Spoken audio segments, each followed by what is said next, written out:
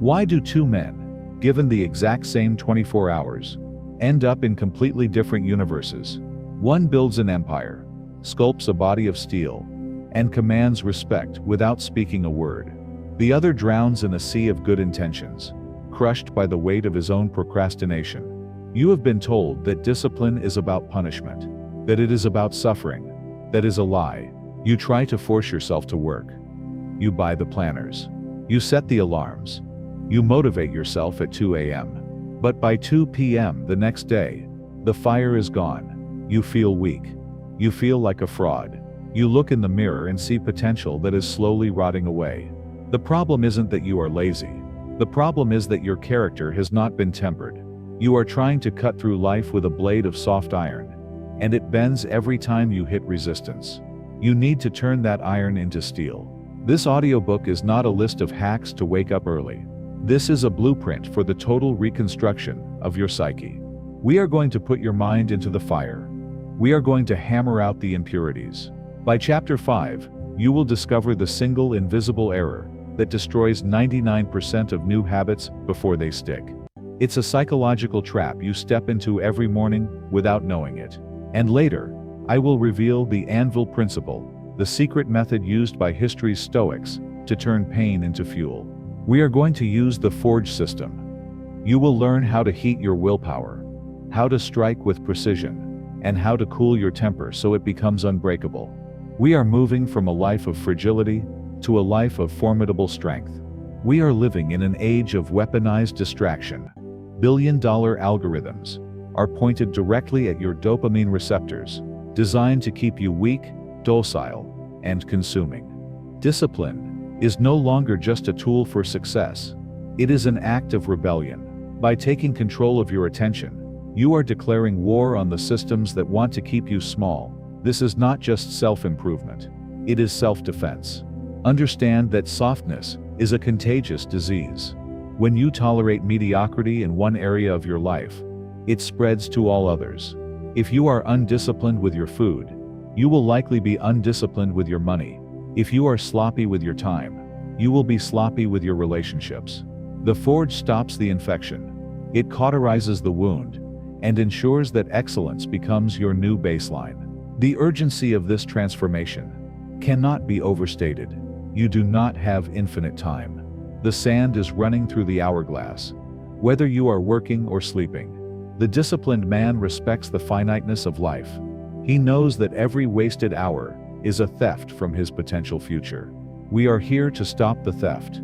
We are here to claim what is ours. Before we light the furnace, if you are ready to stop being soft and start being solid, like this video now. Subscribe to the channel, because your reconstruction begins today. And write in the comments the mantra we will live by. I am forging my destiny. Anchor this truth in your mind right now. The old version of you, the one who negotiates with weakness, is dead. We are burying him here. The man who walks out of this audiobook will be unrecognizable. Welcome to the Forge. Let's begin.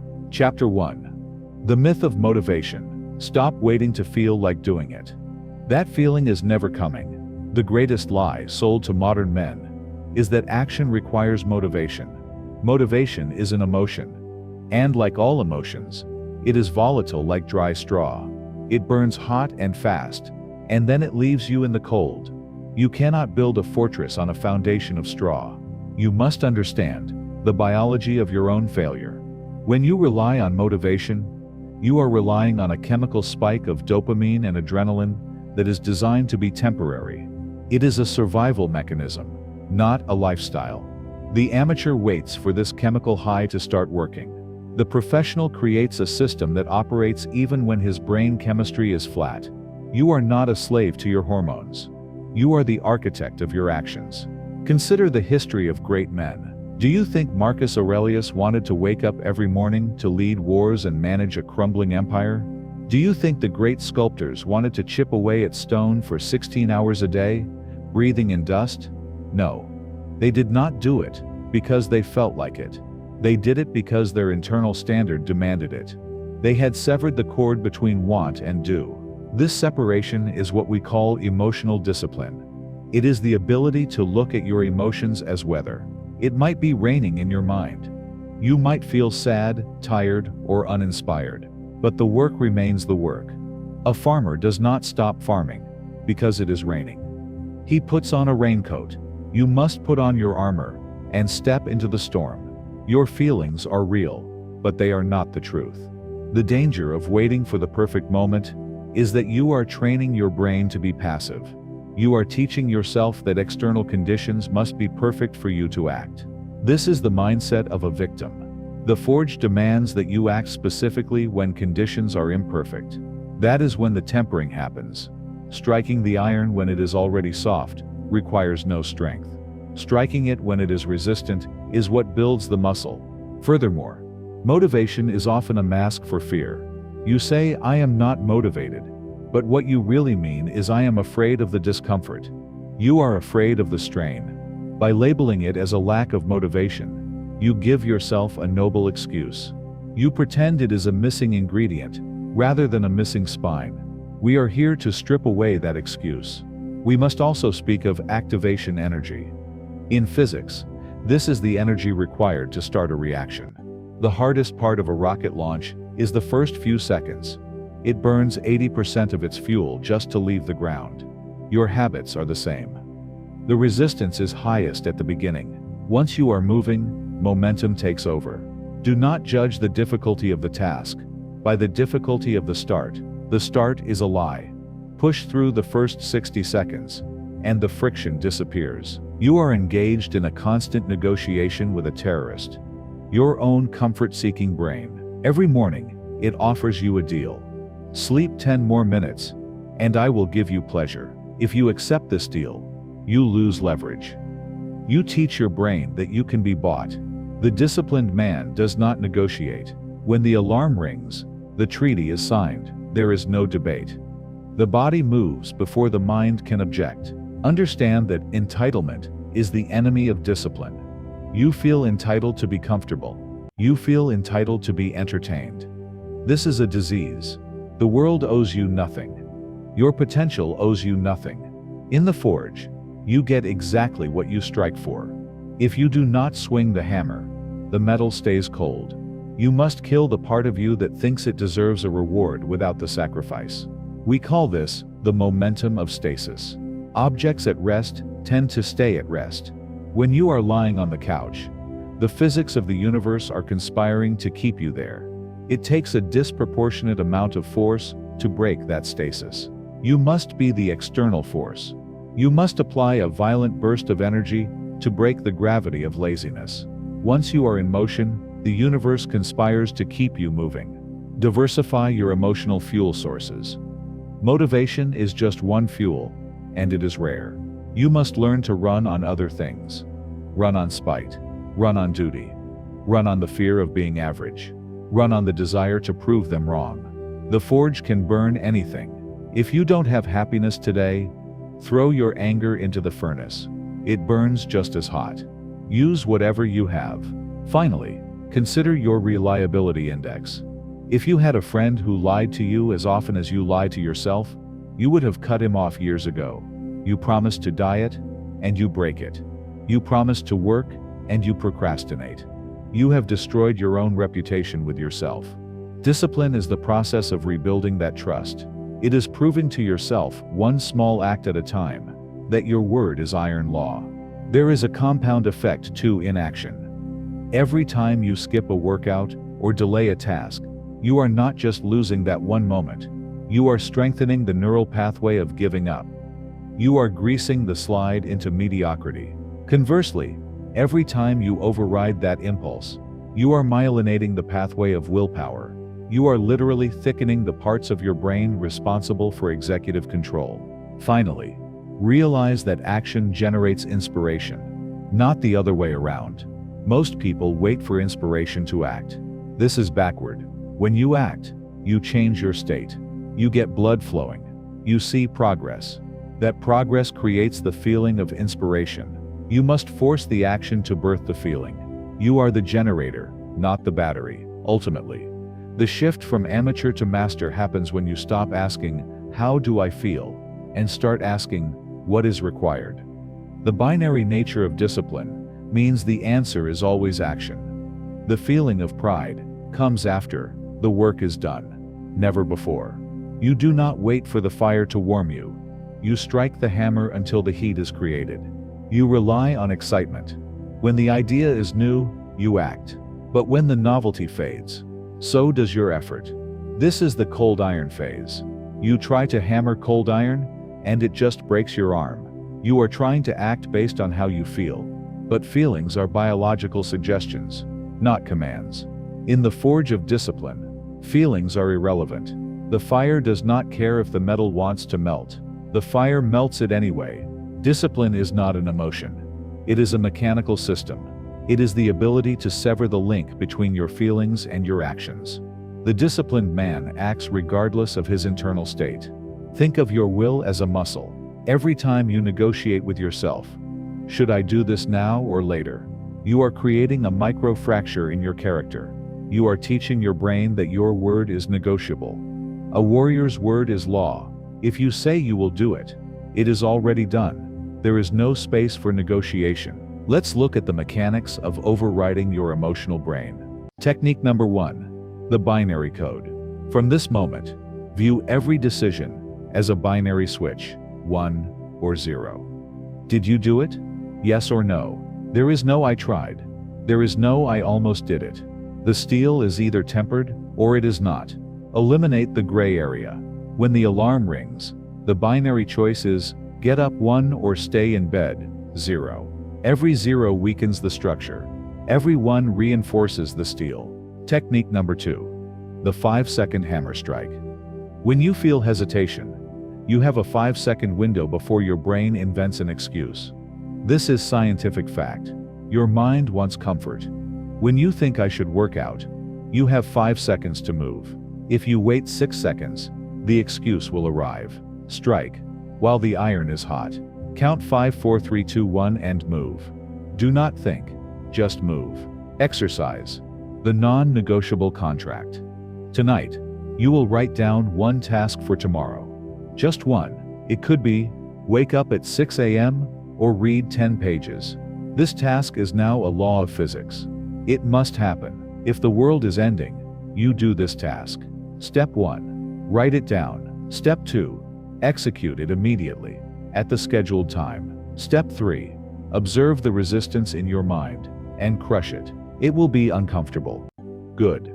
The heat of the forge is supposed to burn. That resistance you feel, that is your old weakness leaving your body. Respect the pain, for it is the sign of transformation. Now that you understand that motivation is a myth, we must address the environment you live in. You cannot forge steel in a room made of paper. In the next chapter, we will dismantle the distractions that are keeping you weak. Chapter 2. Architecting the furnace. In ancient Sparta, boys were not just told to be strong. They were placed in an environment that made weakness impossible. They slept on reeds. They ate simple broth. The environment demanded strength. Compare that to your life. You want to be disciplined, but your phone is on your nightstand. Your fridge is full of junk, and your friends are lazy. You are a warrior, trying to train in a circus. You underestimate the power of visual cues. Your brain is constantly scanning your environment for instructions. If there is a remote control on the table, your brain sees an instruction, turn on the TV. If there are cookies on the counter, the instruction is eat sugar. You are fighting a war against subliminal commands. To win, you must rewrite the code of your physical space. A clean desk is not just aesthetic, it is a silence in which you can hear your own will. We must also speak of the path of least resistance. Water flows downhill. Electricity follows the path of least resistance. Human behavior is no different. If the path to a bad habit is short and smooth, you will take it. If the path to the gym involves finding your shoes, washing your clothes, and finding your keys, you have created a mountain. You must bulldoze the path to discipline and put landmines on the path to laziness. Consider the social contagion of your environment. You are biologically wired to mimic the herd. If you are surrounded by people who complain, who eat garbage, and who waste time, your mirror neurons will copy them to ensure survival. You cannot forge a sword in a room full of clowns. You must ruthlessly curate your circle. Isolation is better than contamination. Decision fatigue is the enemy of discipline. Every time you have to decide, where do I work, or what do I wear, or what do I eat, you are burning a unit of willpower energy. By the time you need to do the hard work, your battery is empty. A structured environment eliminates these micro decisions. The forge is organized so the blacksmith reaches for the hammer without looking. Your life must be the same. Digital hygiene is the modern equivalent of keeping the workshop clean. Your phone is a portal to chaos. Every notification is a stranger, tapping you on the shoulder while you try to work. You cannot have deep focus when your pocket is vibrating. The digital environment must be sanitized as ruthlessly as the physical one. Unfollow, unsubscribe, delete. We must consider your auditory environment. Noise is a stressor. It raises cortisol. It fractures attention. To do deep work, you need deep silence or controlled sound. Invest in noise-canceling headphones. They are not a luxury. They are a wall you build around your mind. When the headphones go on, the world turns off. You are signaling to your brain that it is time to enter the forge. Your clothing is also part of your environment. It is the environment that touches your skin. If you work from home in pajamas, you are telling your subconscious that it is time to rest. You are sending a mixed signal. Dress for the war you want to fight. Put on your boots. Put on a collared shirt. Even if no one sees you, you see you. The uniform changes the soldier. Light is the biological clock of the body. If you work in a dark room, your body produces melatonin, the sleep hormone. You are fighting a chemical battle. You cannot win. Flood your workspace with light. Cold, blue-rich light in the morning to spike cortisol and alertness. Warm, dim light in the evening to prepare for rest. You must engineer your lighting to match the energy output you demand. Temperature plays a critical role in alertness. A warm, cozy room is a cradle for sleep. A cool, crisp room is a sharpener for the mind. Keep your workspace slightly colder than is comfortable. The slight chill keeps your nervous system activated. It prevents the lethargy of comfort from setting in. The forge is not a place of cozy blankets. It is a place of fire and air. The concept of the clean slate protocol is vital.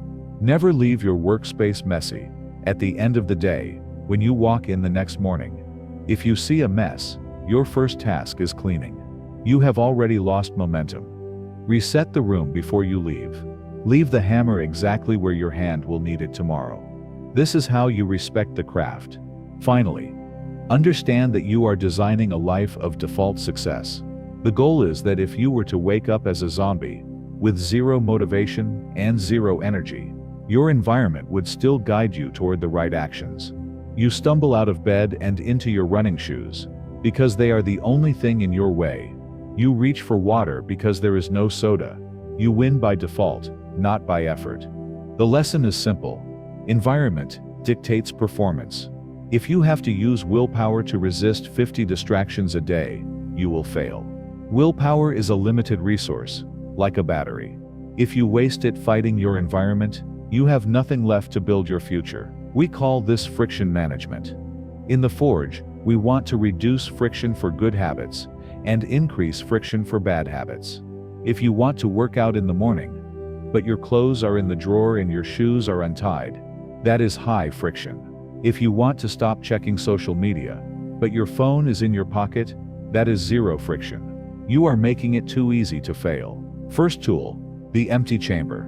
Create a zone in your house where nothing happens but work. No phone, no food, no internet browsing. When you step into this zone, your brain knows it is time to strike. Second tool, the digital wall. Most of your lack of discipline comes from the screen. Turn off all non-essential notifications. Grayscale your screen. Delete the apps that drain you. You cannot focus on the anvil if you are watching the clowns. Exercise. The environment audit. Walk through your house right now. Look at your desk, your bedroom, your kitchen. Identify 3 things that trigger weakness. Cookies on the counter, remote on the couch, phone by the bed. Remove them. Hide the remote. Throw away the junk. Put the phone in another room. Change the environment, and you change the behavior automatically. Your environment is now clear. The forge is clean, but a clean forge is useless without a master blacksmith. In the next chapter, we will reconstruct your identity. Chapter 3. Identity shifting. You will never outperform your self-image. If you view yourself as a lazy person trying to be disciplined, you will fail. Why?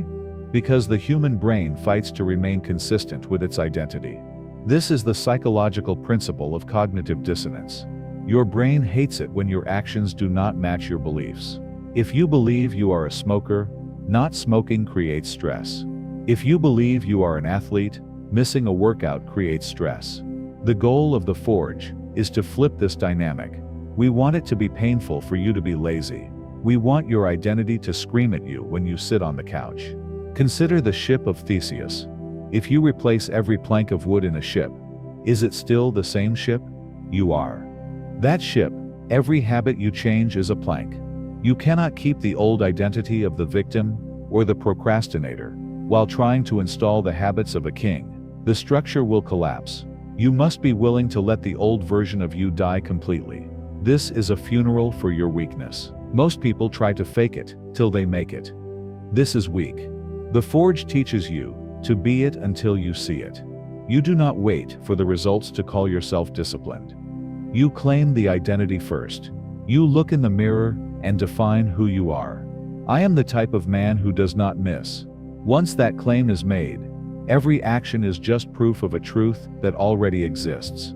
Your internal monologue is the hammer that shapes your reality. Listen to how you speak to yourself.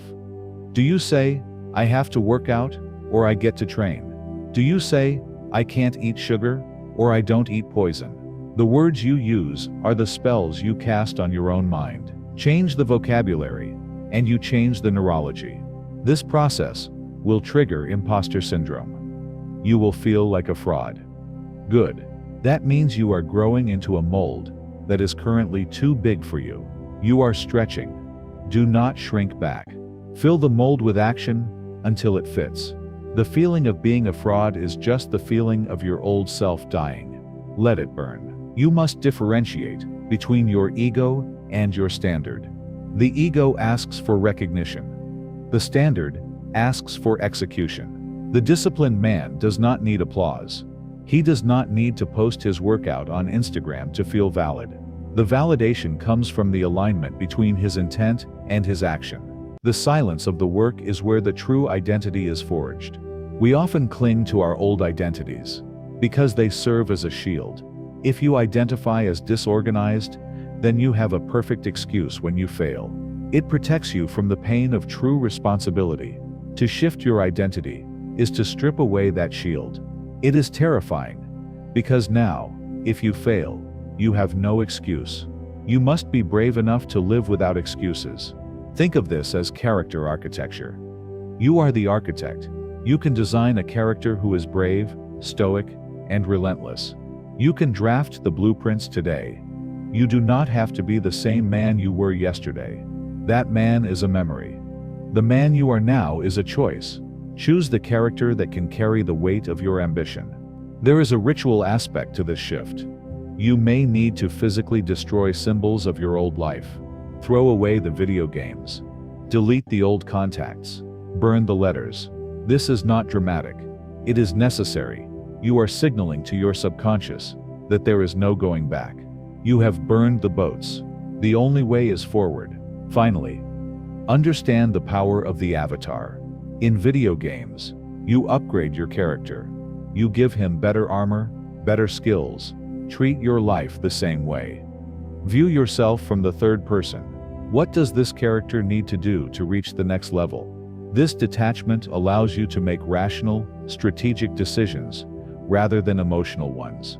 You are playing the game of life. Play to win. Ultimately, identity is not found. It is created. You are not discovering yourself. You are building yourself. The metal does not decide to be a sword. The blacksmith decides. You are both the blacksmith and the metal. Decide today what you are, not what you want to be, but what you are. And then, let your actions catch up to your declaration. We call this the mold. You are pouring your energy into the mold of your identity. If the mold is cracked, the steel will leak out. You need to break the old mold and cast a new one. Technique number 1. The linguistic shift. Stop saying, "I can't eat that." Say, "I don't eat that." The smoker says, "I'm trying to quit." The non-smoker says, "I am not a smoker." The difference is subtle, but nuclear. One implies struggle. The other implies fact. Technique number 2. The evidence collector. Confidence is not magic. It is evidence. Every time you do a rep, you are casting a vote for your new identity. Collect the evidence. Write down your new identity today. I am an athlete. I am a disciplined man. I am a creator. Then ask yourself before every action, what would the disciplined man do? Chapter 4. The science of dopamine. Why can you scroll on your phone for 3 hours without effort, but reading 10 pages feels like torture? The answer lies in the fuel you are burning. It is called dopamine. Your brain operates on a balance of pain and pleasure. When you flood your system with cheap dopamine, from scrolling, pornography, or sugar, you tip the scale heavily toward pleasure. To restore balance, your brain physically adapts by downregulating your receptors. It creates a dopamine deficit. This means that normal, healthy activities, like reading or working, now feel painful and boring. You have numbed your own ability to feel satisfaction. Think of addiction not just to drugs, but to stimulation. A constant stream of noise, light, and information is making you weak. It destroys your ability to sit in silence, and it is in silence that great things are built. If you cannot sit in a room alone for 30 minutes without reaching for your phone, you are not free. You are a slave to a silicon chip. The concept of boredom has been demonized. But in the Forge, boredom is a tool. Boredom is the state where your brain resets. It is the blank canvas. When you remove the cheap stimulation, the brain begins to seek engagement. Suddenly, writing that report or going for that run seems appealing, because it is better than doing nothing. You must embrace the boredom to resensitize your soul. We distinguish between consumption and creation. Consumption is passive. It is taking in the world. Creation is active. It is imposing your will on the world. Cheap dopamine is almost always consumption. The discipline of the Forge is about shifting the ratio. You must become a creator. The dopamine you get from finishing a hard task is different. It is slower, deeper, and it lasts longer.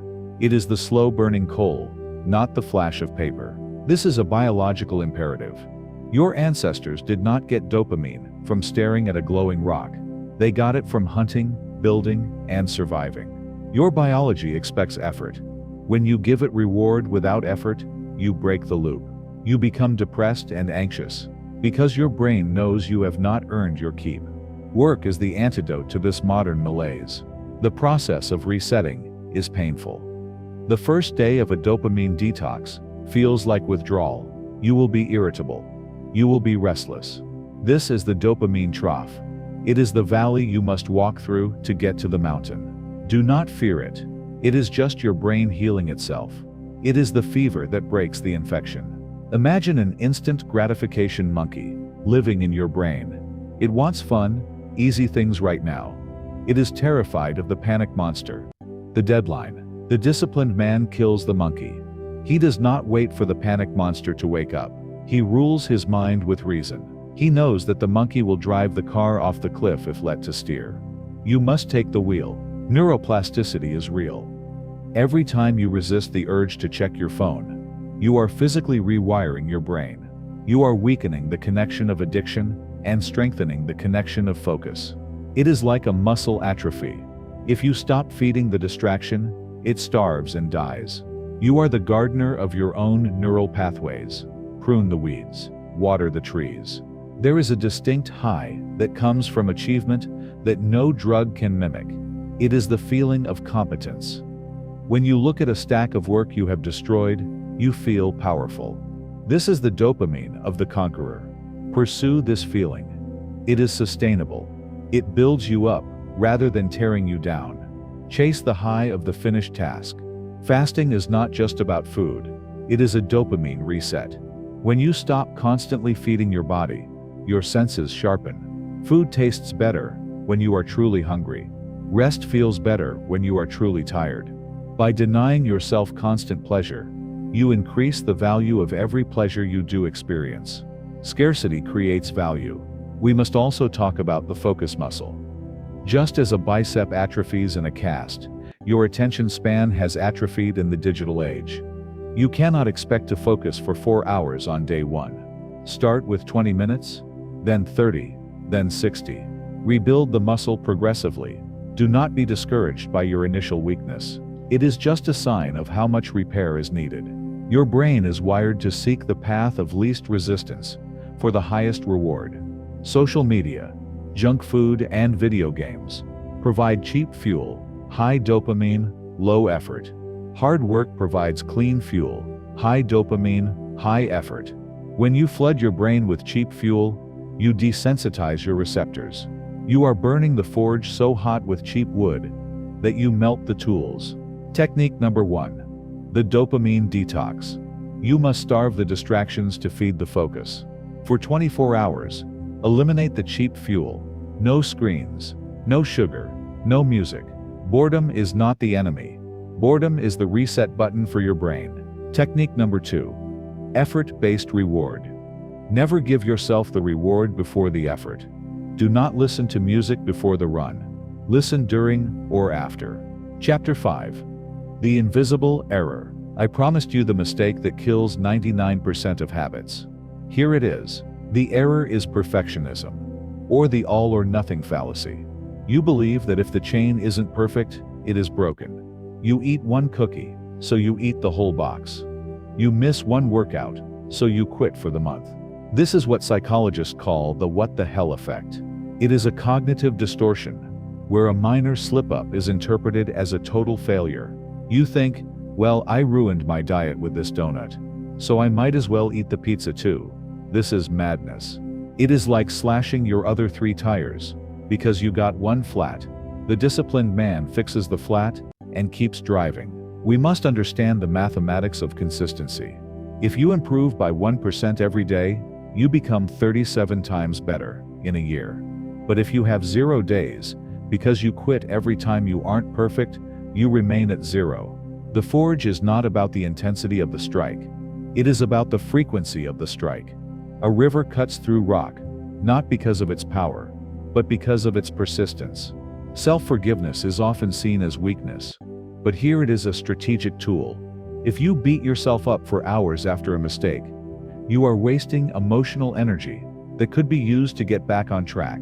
Shame is a heavy coat to wear in the forge. Take it off. Acknowledge the mistake, analyze why it happened, and move on instantly. The warrior does not mourn the missed shot. He reloads. There is a difference between high standards and impossible standards. High standards pull you up. Impossible standards crush you. When you set a goal to never eat sugar again for the rest of my life, you are setting yourself up for a crash. When you set a standard to eat clean 90% of the time, you are building a system that can bend without breaking. Steel must have some flexibility, or it shatters. You must also learn to analyze the trigger, not just the slip. Why did you miss the workout? Was it really because you were tired? Or was it because you stayed up too late watching TV? The slip is the symptom. The trigger is the disease. The forge requires you to trace the failure back to its root cause and pull it out. Consider the Pareto efficiency of your habits. You do not need to be 100% optimized to win. You need to be consistent on the big things. If you sleep well, eat real food, and train hard, you can afford to be imperfect on the small details. Do not major in minor things. Do not let the obsession with the perfect morning routine stop you from actually working. We embrace the minimum viable habit. On your worst days, when you are sick, tired, and stressed, what is the minimum you can do? Maybe it is 5 push-ups. Maybe it is reading 1 page. Do that. The goal is to keep the thread alive. A small thread is easier to weave back into a rope than starting from nothing. Never let the habit die completely. Beware of the streak psychology. Apps and games love to track streaks, but this is dangerous. If you are motivated only by the streak, then losing the streak destroys your motivation. Your discipline must be internal, not external. You do the work because it is who you are, not because an app says you have a 50-day streak. Be independent of the counter. Good enough can be a weapon. Perfectionism is often procrastination in a tuxedo. You wait to start until you have the perfect shoes, the perfect plan, the perfect time. This is fear. Start messy. Start ugly. A messy workout is infinitely better than a perfect imaginary one. Iterate your way to perfection. Do not wait for it. Finally, understand that progress is non-linear. There will be plateaus. There will be dips. This is the nature of the forge. Sometimes you are heating the metal, and it looks like nothing is happening, but the molecular structure is changing.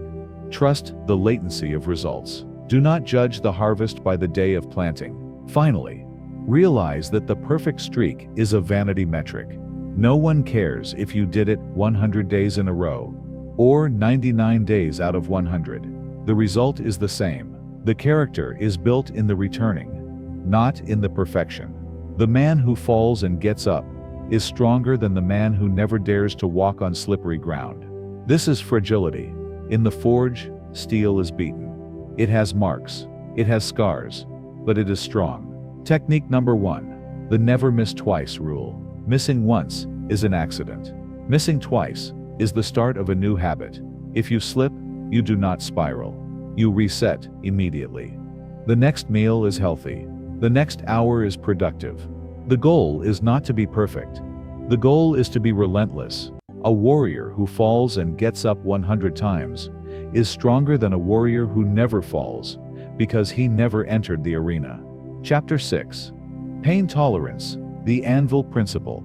The anvil does not move. The hammer strikes it 1,000 times, and it remains. This is the essence of Stoicism.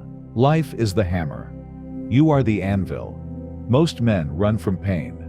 The disciplined man runs toward it. Why? Because pain is the signal that the steel is changing shape. We must speak of the concept of the callus. When you work with your hands, the skin rips. It hurts. But if you keep working, the skin grows back thicker and harder. The mind works the same way.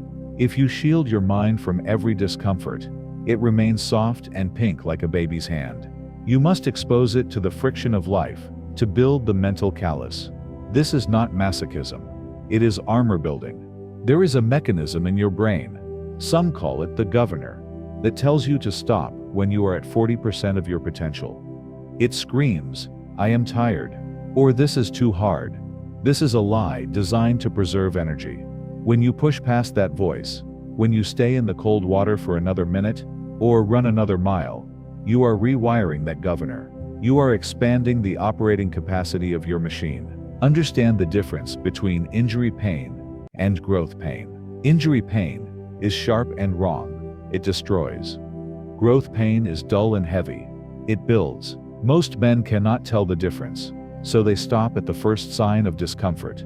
The master of the forge knows that the burning in the lungs and the aching in the legs are just the heat of transformation. You must learn to love the burn. This is the principle of hormesis, biological strengthening through stress. A bone that is stressed becomes denser.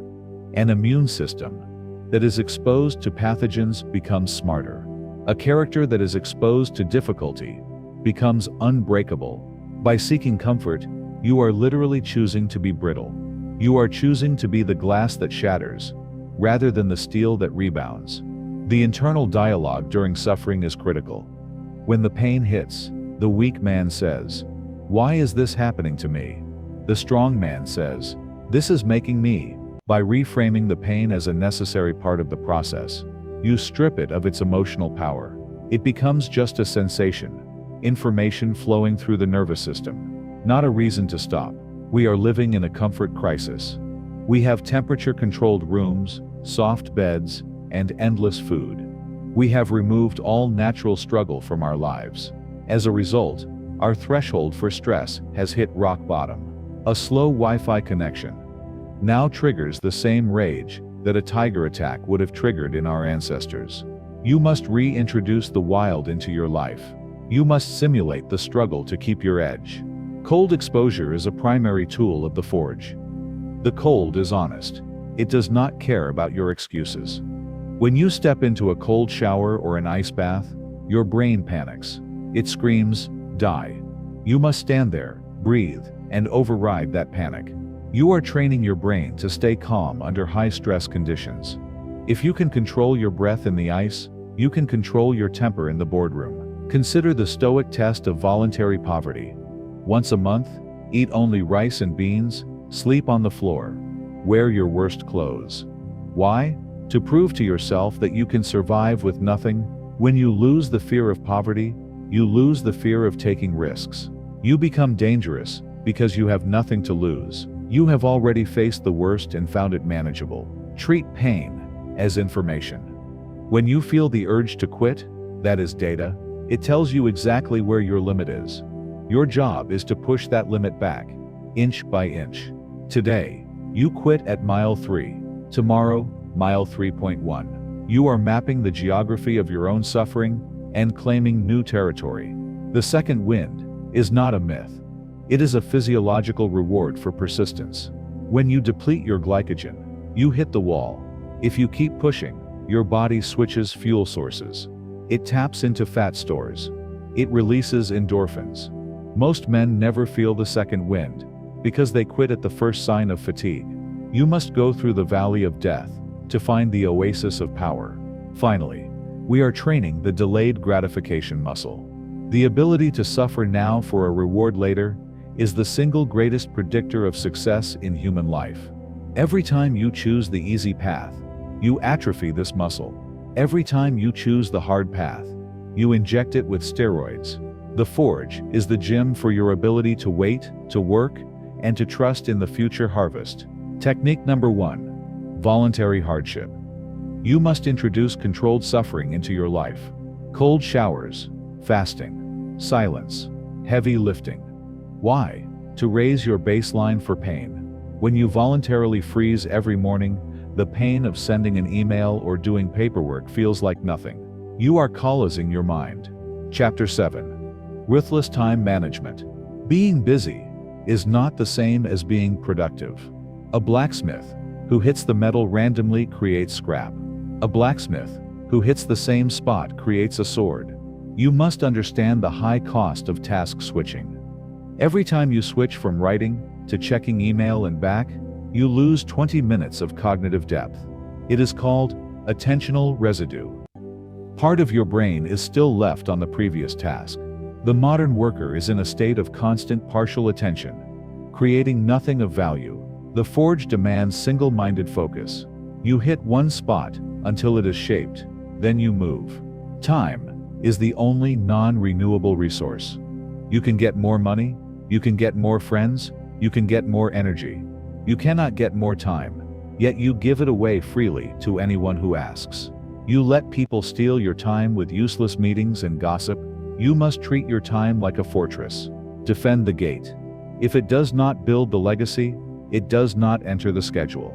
We apply the Pareto principle, the 80-20th rule. 20% of your strikes create 80% of the sword shape. Identify the 20% of tasks that actually move the needle in your life. Everything else is just noise. Most people spend all day polishing the handle when the blade is still dull. Focus on the blade. Do the hard, scary thing first. Implement the hell yay or no filter. When presented with an opportunity or a request, if your immediate internal reaction isn't hell yay, then the answer should be no. A polite maybe is a leak in your boat. It clogs your future with obligations you don't care about. Keep the calendar clean for the essential strikes. Energy management is as important as time management. You have peak hours where your brain is a weapon. For most, this is the morning. Do not waste your weapon hours on administrative trivia. Protect your peak time like it is holy ground. That is when the heavy hammering happens. Reply to emails when your brain is tired. Build empires when your brain is fresh. Consider Parkinson's law. Work expands to fill the time available for its completion. If you give yourself 8 hours to write a report, it will take 8 hours. If you give yourself 2 hours, you will become a machine of efficiency. Impose artificial deadlines on yourself. Compress the timeline. The pressure of the ticking clock creates the heat needed to forge the outcome. Beware of the urgency illusion. Most things that scream urgent are not important. An email is urgent. Your life's work is important. Do not let the urgent drown out the important. You must be willing to let small fires burn, so you can build the castle. If you spend all day fighting fires, you will never be an architect. Use batching to group similar tasks. Do all your emails at once. Do all your calls at once. This reduces the mental friction of switching gears. It is like an assembly line. Once the machine is set up for one task, let it run. Do not stop and start the machine. Momentum is efficiency. The daily review is your navigational check. At the end of every day, look at what you did. Did you hit the anvil, or did you just sweep the floor? Be honest. If you lost the day, admit it, analyze it, and plan the correction for tomorrow. You cannot improve what you do not measure. Protect your golden hours. These are the hours where you are untouchable. For many, this is 5 a.m. to 8 a.m. In these hours you build your dream. The rest of the day can belong to the world, but the golden hours belong to the forge. Do not sell them for any price. Finally, master the art of the closed door, physical or metaphorical. When the door is closed, the world does not exist. You are in the deep chamber of the forge. This signals to your brain and to others that you are not available for distraction. Deep work is a lonely activity. Embrace the solitude of the craftsman. Technique number 1. The power list. Stop making to-do lists with 20 items. That is procrastination disguised as planning. Write down 5 critical tasks. If you do these 5, you win the day. If you do 20 easy things, but miss these 5, you lose. Technique number 2. Deep work blocks. 90 minutes of focused work is worth 8 hours of distracted work. Lock the door, phone off, hammer down. Chapter 8. Recovering from failure. You will fail. You will have a bad week. You will have a moment of weakness. The amateur quits. The professional adjusts. We must practice clinical detachment. When a scientist's experiment fails, he does not cry and call himself an idiot. He looks at the data. He asks why. You must become the scientist of your own life. When you fail, detach your ego from the event. You are not the failure. The method was the failure. Fix the method. Do not attack your own worth. Speed is the key variable. The difference between a champion and a loser is not that the champion never falls. It is that the champion gets up in 2 seconds, while the loser stays down for 2 weeks. We call this the refractory period. Shrink the time between the failure and the next positive action. Make it so fast that the world doesn't even notice you fell. Analyze the prelapse. A relapse never happens in the moment. It happens days before. It starts when you skip the morning routine, when you let the sleep schedule slide, when you entertain the thought. By the time you actually fail, the decision was made long ago. Learn to spot the cracks in the dam before the water breaks through. Use failure as data acquisition. Every failure reveals a weak point in your armor. Ah, I see. When I am tired and hungry, I cannot resist junk food. Good. Now you have data. You can build a system, meal prep, to cover that weak point. Failure is just the forge showing you where the metal is still soft. Thank the failure for the information. Reframe the narrative of the comeback. There is a specific energy in the comeback that is more powerful than the winning streak. It is the energy of redemption. Use that anger, that frustration, and channel it into the next strike. The fire burns hotter after you stoke it. Let your failure be the fuel for a level of intensity you didn't have before. Perform a post-mortem after every failure. Write it down. What went wrong? What was the trigger? What will I do differently next time? This transforms the failure from a tragedy into a lesson. If you learn from it, it was not a loss. It was tuition. You paid the price of failure to buy wisdom. ensure you get your money's worth. We aim for anti-fragility in failure. A fragile object breaks when dropped. A resilient object stays the same. An anti-fragile object gets stronger. Be anti-fragile. When life drops you, bounce back higher. Use the trauma of failure to build a harder shell. Let the chaos make you sharper. Understand the learning curve dip. Whenever you start something new, you will suck at it. You will fail. This is the dip. Most people quit here. But the dip is the filter. It weeds out the tourists. If it were easy, everyone would do it. The failure is the gatekeeper of greatness. Show the gatekeeper your scars and keep walking. Beware of the sunk cost fallacy. Just because you have wasted 5 years being lazy, does not mean you have to waste 5 minutes more. You can turn the ship around instantly. The past does not own the future. Do not let your past failures dictate your current identity. Cut the anchor and sail. Finally, remember that you are playing an infinite game. One bad day in a span of 50 years is a blip. It is a rounding error. Do not zoom in so close on the scratch that you miss the sword. Step back. Look at the trajectory. If the line is moving up and to the right, you are winning. Keep hammering. Technique number 1. The emergency reset. When you feel the spiral starting, you need a hard reset. Clean your room. Take a cold shower. Go for a run. Change your physiology immediately to change your psychology. Failure is not the opposite of success. It is part of the alloy. It adds carbon to the steel. Chapter 9. Sustainable discipline. You cannot hammer the steel when it is cold, or it will shatter. This is burnout. You need rhythm. We must understand the difference between rest and laziness. Laziness is avoiding the work. Rest is preparing for the work. The heart beats, and then it rests. The muscle contracts, and then it relaxes. If the heart never rested between beats, you would die. If you try to be on 24/7, you will break. You must schedule your decompression as ruthlessly as your work.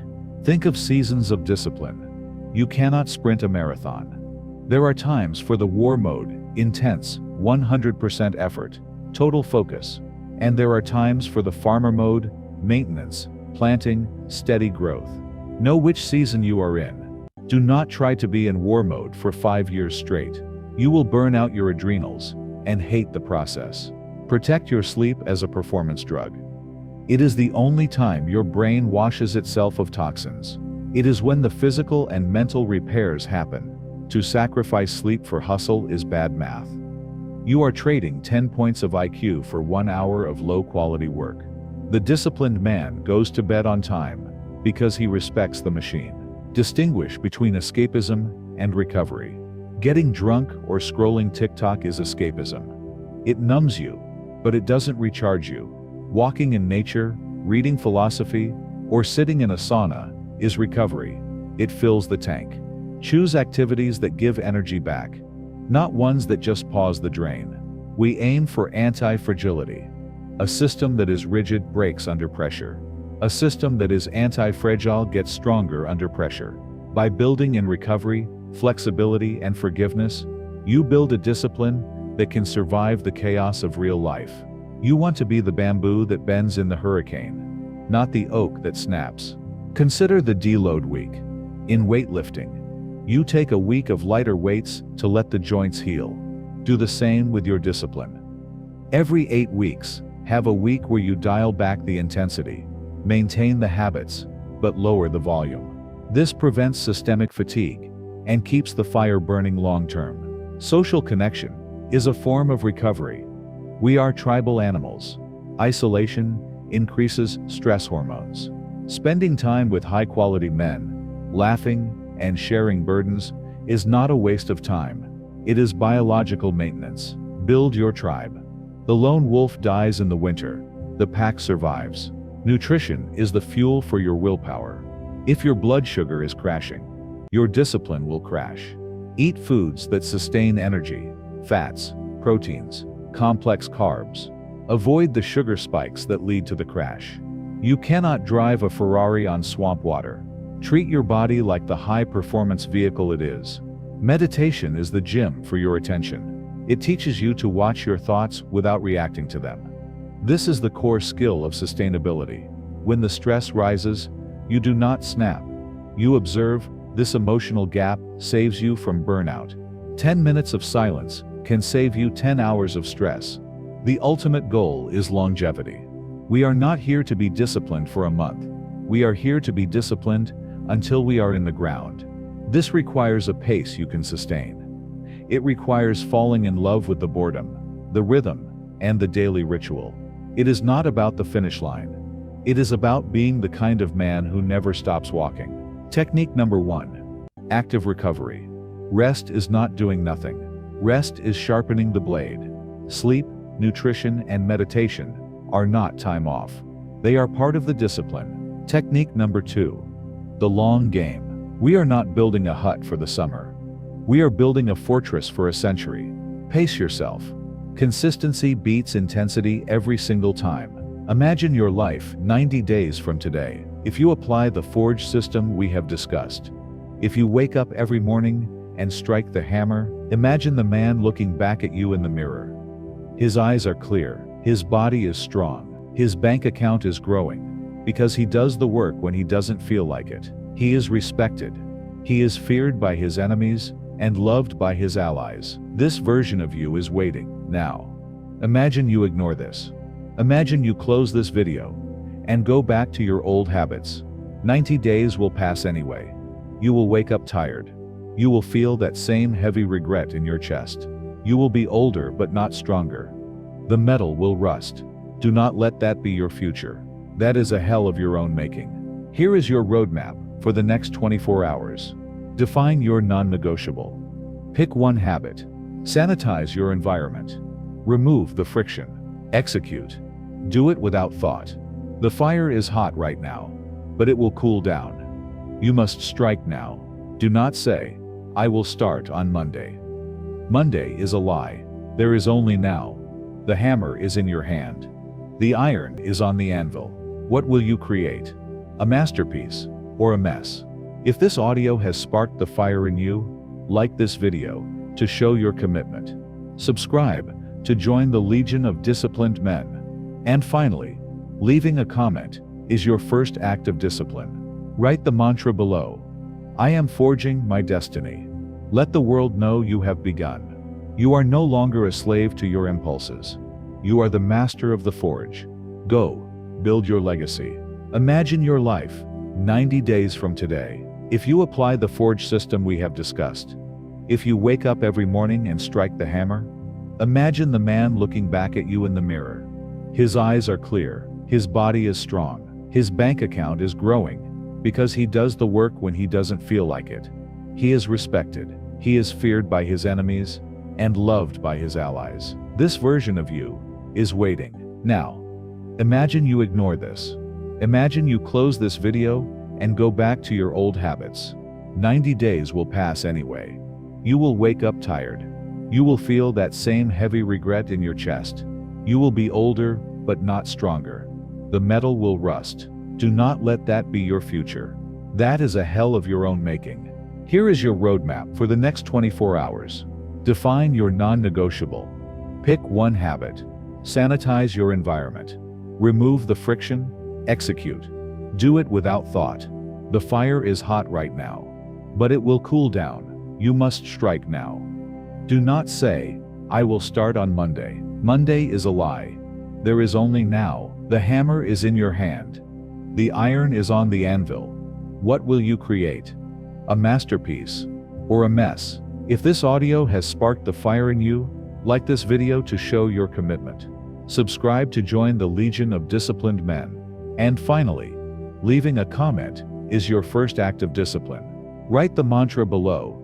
I am forging my destiny. Let the world know you have begun. You are no longer a slave to your impulses. You are the master of the forge. Go, build your legacy.